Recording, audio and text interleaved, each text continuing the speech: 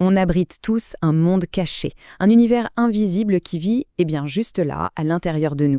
Cet écosystème secret, c'est ce qu'on appelle le microbiote.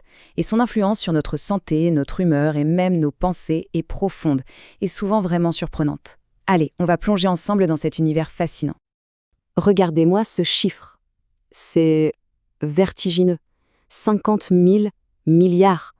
Non, ce n'est pas une faute de frappe. C'est le nombre de micro-organismes qui peuplent notre tube digestif. Pour mettre ça en perspective, ça veut dire qu'on a plus de cellules microbiennes que de cellules humaines. Oui, on est en quelque sorte en minorité dans notre propre corps. C'est fou, non? Cette phrase, elle est puissante. Elle résume tout en fait. Ces microbes, ce ne sont pas juste des passagers clandestins. Non, loin de là. Ce sont des alliés, des partenaires indispensables. Ils sont tellement cruciaux que, notre survie en dépend, tout simplement. Alors la question c'est, mais comment cet écosystème se forme? Et surtout, comment il fonctionne? Ok, alors, première étape, essayons de définir un peu plus précisément ce qu'est cet univers intérieur. C'est quoi exactement le microbiote? Et d'où est-ce qu'il vient? Alors voilà, le microbiote, c'est cette immense communauté de tout petits êtres, bactéries, virus, champignons qui vivent avec nous. Et attention, ce n'est pas anecdotique. Cet organe, parce que certains le considèrent comme un organe à part entière, peut peser jusqu'à 2 kilos. C'est à peu près le poids de notre cerveau. Ça donne une idée de son importance. Mais le plus dingue, c'est sa richesse génétique. Il contient 100 à 150 fois plus de gènes que notre propre génome humain. C'est comme s'il avait une bibliothèque de compétences bien plus vaste que la nôtre. Et cette relation, elle commence dès la naissance, vraiment dès la toute première seconde. Lors d'une naissance par voie basse, le bébé reçoit une première, semence massive de bactéries de sa mère. Ensuite, le lait maternel prend le relais. Il agit comme un engrais très spécialisé qui va nourrir les microbes les plus bénéfiques. En fait, tout se joue pendant ces 3 ou 4 premières années. C'est là que se construisent les fondations de notre jardin intérieur, un jardin qui nous accompagnera toute notre vie. Bon. On a tous déjà entendu cette expression « l'intestin, c'est notre deuxième cerveau ». Eh bien, sachez que ce n'est pas juste une jolie formule, pas du tout. C'est bien plus que ça. Il y a une véritable autoroute de l'information, une connexion directe et permanente entre notre ventre et notre tête.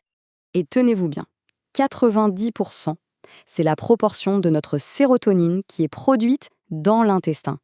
Pas dans le cerveau, dans l'intestin. La sérotonine, c'est ce qu'on surnomme l'hormone du bonheur, celle qui régule notre humeur, et donc une grande partie est fabriquée là, dans notre ventre. De plus en plus de chercheurs pensent que ce sont nos microbes qui sont aux commandes, qui tirent les ficelles pour dialoguer avec notre système nerveux. Ce qui nous amène à une question assez vertigineuse finalement. Quand on ressent quelque chose dans ses tripes, une intuition, une émotion forte, qui parle vraiment? Est-ce que c'est notre cerveau ou est-ce que c'est un message qui nous est envoyé par les milliards de microbes qui vivent dans notre ventre? Cette super autoroute de la communication, elle a un nom. C'est le nerf vague, une sorte de ligne téléphonique directe. Et là où ça devient vraiment sérieux, c'est que les scientifiques explorent de très près le lien entre un déséquilibre du microbiote et la santé mentale. On ne parle pas seulement de dépression ou d'anxiété, mais aussi de son rôle possible dans des maladies comme l'autisme ou Parkinson. Le problème, c'est que ce jardin intérieur, si précieux et si complexe, il est un peu assiégé en ce moment. Notre mode de vie moderne, disons-le franchement, met notre écosystème microbien à très très rude épreuve. Il suffit de regarder l'alimentation, le contraste est saisissant. D'un côté, une alimentation traditionnelle, riche en fibres. C'est comme un super engrais pour notre jardin. Ça nourrit une grande diversité de bonnes bactéries, ça renforce nos défenses. Et de l'autre, l'alimentation moderne, ultra transformée. Là, c'est l'inverse. On affame littéralement nos bonnes bactéries, on appauvrit le sol et on laisse le champ libre aux mauvaises herbes. Et puis, il y a les antibiotiques. Attention, ils ont sauvé et sauvent encore des millions de vies, c'est incontestable. Mais il faut bien comprendre leur effet. C'est un peu comme une bombe à large spectre dans notre jardin intérieur. Ça détruit les mauvaises bactéries, oui, mais ça rase tout sur son passage, y compris les bonnes. Ce grand vide peut laisser la place à des envahisseurs opportunistes, comme la fameuse C. difficile, qui peuvent causer des infections vraiment sévères. Donc, si on résume la liste des principaux agresseurs de notre microbiote, on a la surconsommation d'antibiotiques, une alimentation qui affame nos alliés, le stress chronique qui brouille la ligne de communication avec le cerveau, et même notre obsession pour l'hygiène. La fameuse hypothèse hygiéniste suggère qu'à force de vivre dans un environnement trop aseptisé, on se prive du contact avec des microbes essentiels. Bon, assez parlé des problèmes. La bonne nouvelle, la très bonne nouvelle même, c'est qu'on n'est pas impuissant. Loin de là. Il est tout à fait possible d'agir. On peut devenir un bon jardinier et cultiver activement notre microbiote pour le rendre plus fort, plus diversifié, plus résilient.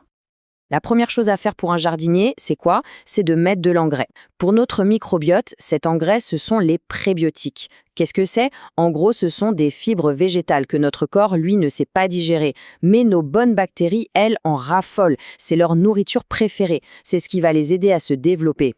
Et où est-ce qu'on trouve ce super engrais? C'est simple. Partout dans le monde végétal. Les fruits, les légumes comme les oignons ou les asperges, les légumineuses, les céréales complètes. La clé, c'est la variété. Plus on mange de plantes différentes, plus on donne de plats différents à nos microbes et plus on encourage la diversité dans notre jardin. Ok, donc on a l'engrais, les prébiotiques.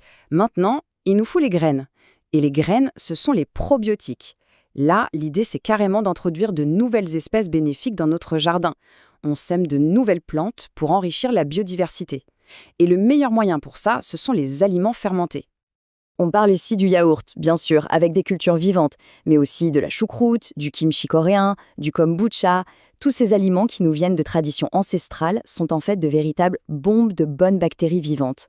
C'est une façon délicieuse et naturelle d'ensemencer notre microbiote. Cette phrase, elle est géniale parce qu'elle résume tout.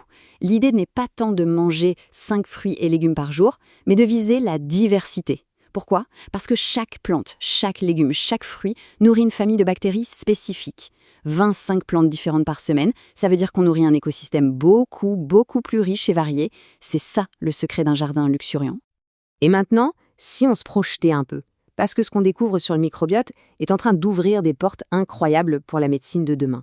On n'en est vraiment qu'au tout début d'une révolution. C'est passionnant.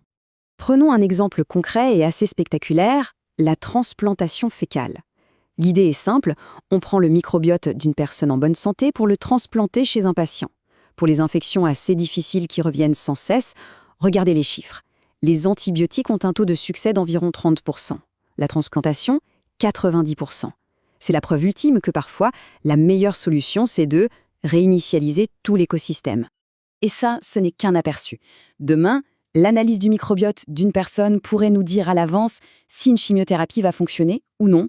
On pourra créer des régimes alimentaires totalement personnalisés, sur mesure, et on pourra peut-être même traiter des maladies neurologiques ou immunitaires en agissant sur l'intestin. C'est une toute nouvelle frontière de la médecine. Au final, la grande leçon de tout ça, c'est peut-être de changer notre regard sur nous-mêmes. On n'est pas juste un individu, on est un super organisme, un véritable écosystème qui marche, qui pense, qui ressent.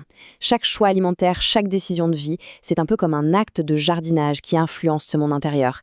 La question qui reste, et elle est pour chacun d'entre nous, c'est quel genre de jardinier décide-t-on d'être pour son propre univers intérieur ?